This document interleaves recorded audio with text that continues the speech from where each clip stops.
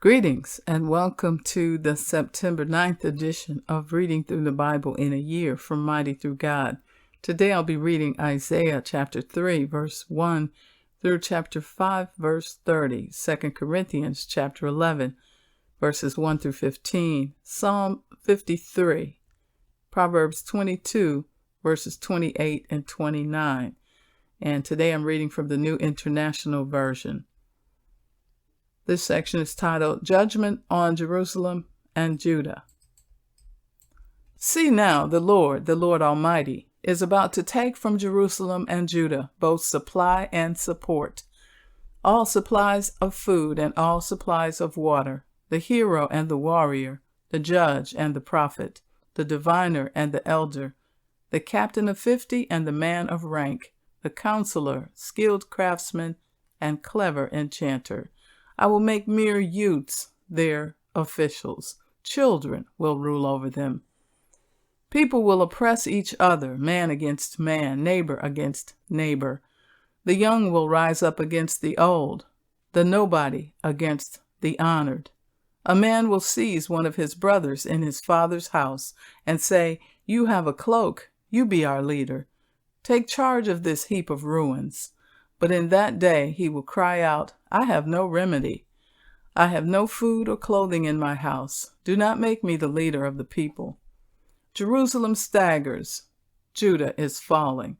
Their words and deeds are against the Lord, defying his glorious presence. The look of their faces testifies against them. They parade their sin like Sodom. They do not hide it. Woe to them! They have brought disaster upon themselves. Tell the righteous it will be well with them, for they will enjoy the fruit of their deeds. Woe to the wicked! Disaster is upon them. They will be paid back for what their hands have done. Youths oppress my people. Women rule over them. My people, your guides, lead you astray. They turn you from the path. The Lord takes his place in court. He rises to judge the people. The Lord enters into judgment against the elders and leaders of his people. It is you who have ruined my vineyard. The plunder from the poor is in your houses. What do you mean by crushing my people and grinding the faces of the poor? Declares the Lord, the Lord Almighty. The Lord says, "The women of Zion are haughty, walking along with outstretched necks, flirting with their eyes, strutting along with swaying hips, with ornaments jiggling on their ankles. Therefore, the Lord will bring sores on the heads of the women of Zion. The Lord will make their scalps bald.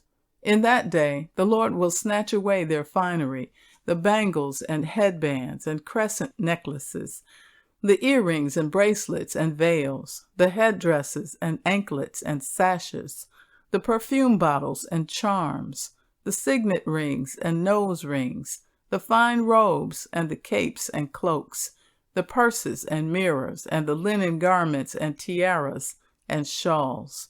Instead of fragrance, there will be a stench. Instead of a sash, a rope.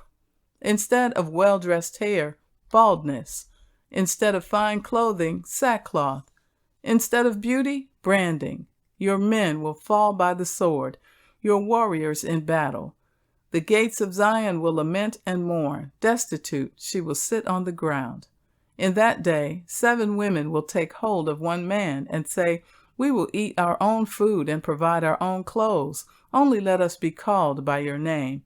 Take away our disgrace." In that day, the branch of the Lord will be beautiful and glorious, and the fruit of the land will be the pride and glory of the survivors in Israel. Those who are left in Zion, who remain in Jerusalem, will be called holy, all who are recorded among the living in Jerusalem. The Lord will wash away the filth of the women of Zion. He will cleanse the bloodstains from Jerusalem by a spirit of judgment and a spirit of fire.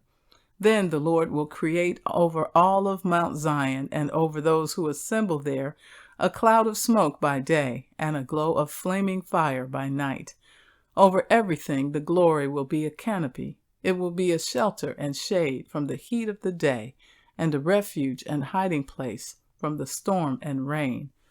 Chapter 5. I will sing for the one I love a song about his vineyard. My loved one had a vineyard on a fertile hillside. He dug it up and cleared it of stones, and planted it with the choicest vines. He built a watchtower on it, and cut out a winepress as well. Then he looked for a crop of good grapes, but it yielded only bad fruit. Now you dwellers in Jerusalem and people of Judah, judge between me and my vineyard. What more could have been done for my vineyard than I have done for it? When I looked for good grapes, why did it yield only bad? Now I will tell you what I am going to do to my vineyard. I will take away its hedge, and it will be destroyed.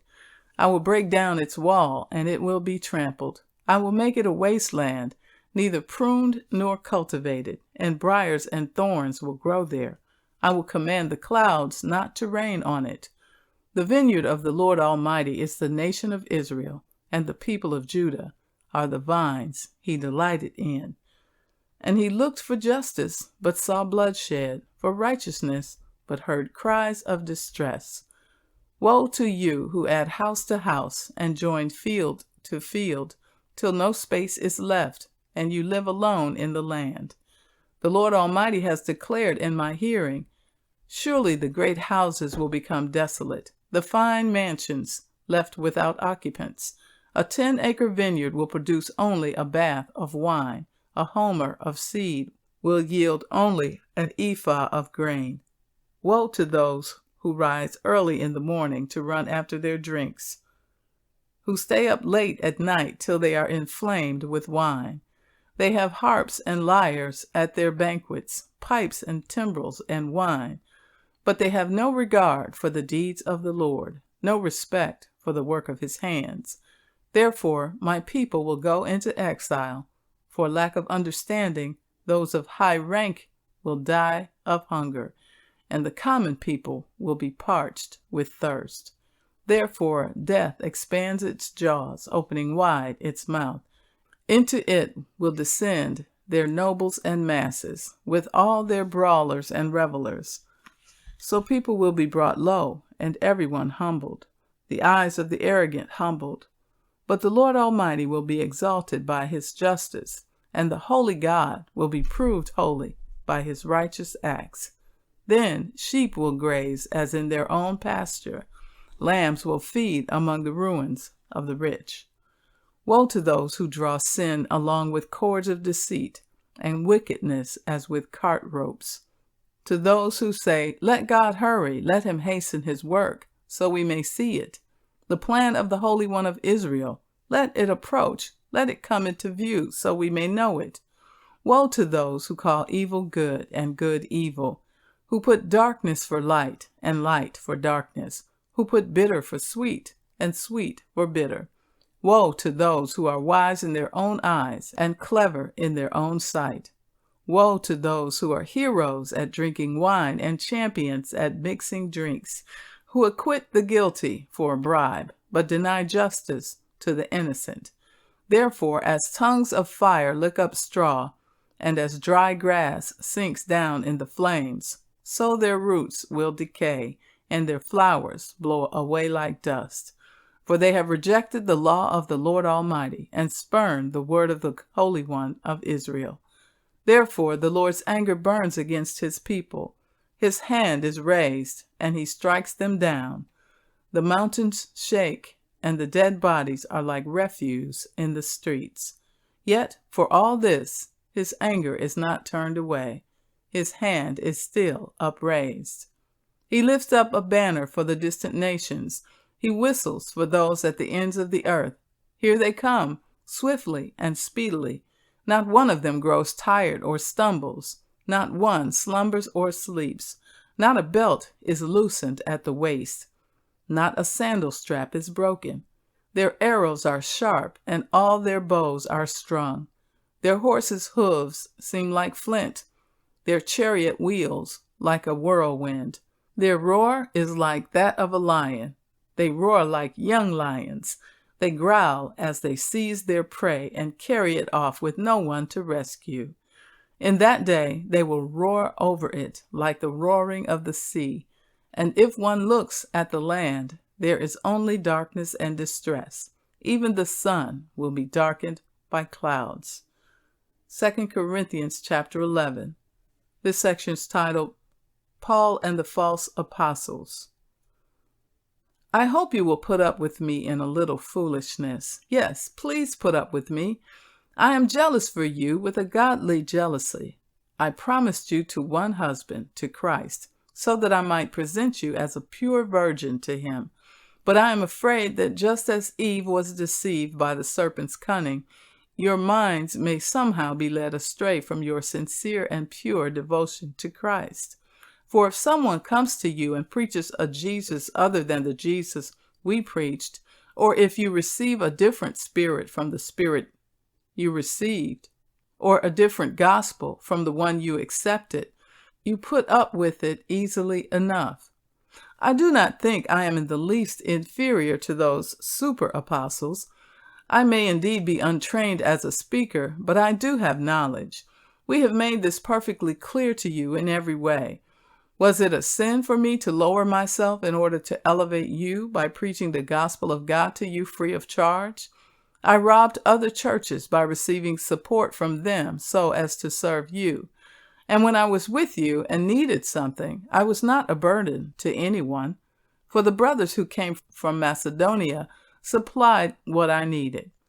I have kept myself from being a burden to you in any way, and will continue to do so. As surely as the truth of Christ is in me, nobody in the regions of Achaia will stop this boasting of mine. Why? Because I do not love you? God knows I do. And I will keep on doing what I am doing in order to cut the ground from under those who want an opportunity to be considered equal with us in the things they boast about. For such people are false apostles, deceitful workers, masquerading as apostles of Christ. And no wonder, for Satan himself masquerades as an angel of light. It is not surprising, then, if his servants also masquerade as servants of righteousness. Their end will be what their actions deserve. Psalm 53. From the King James Version. The fool has said in his heart, there is no God.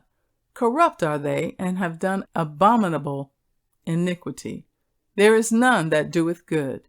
God looked down from heaven upon the children of men to see if there were any that did understand, that did seek God. Every one of them is gone back. They are altogether become filthy.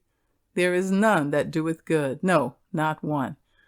Have the workers of iniquity no knowledge, who eat up my people as they eat bread? They have not called upon God. There were they in great fear, where no fear was. For God hath scattered the bones of him that encampeth around thee against thee. Thou hast put them to shame, because God hath despised them. Oh, that the salvation of Israel were come out of Zion, when God bringeth back the captivity of his people. Jacob shall rejoice, and Israel shall be glad. Proverbs 22, verses 28 and 29. This is also saying 5 and saying 6. Do not move an ancient boundary stone set up by your ancestors. Do you see someone skilled in their work? They will serve before kings. They will not serve before officials of low rank. And so concludes the reading for September 9th. May the Lord continue to bless you indeed. And be sure to tune in tomorrow for another edition of Reading Through the Bible in a Year on podcast and on YouTube. Be blessed.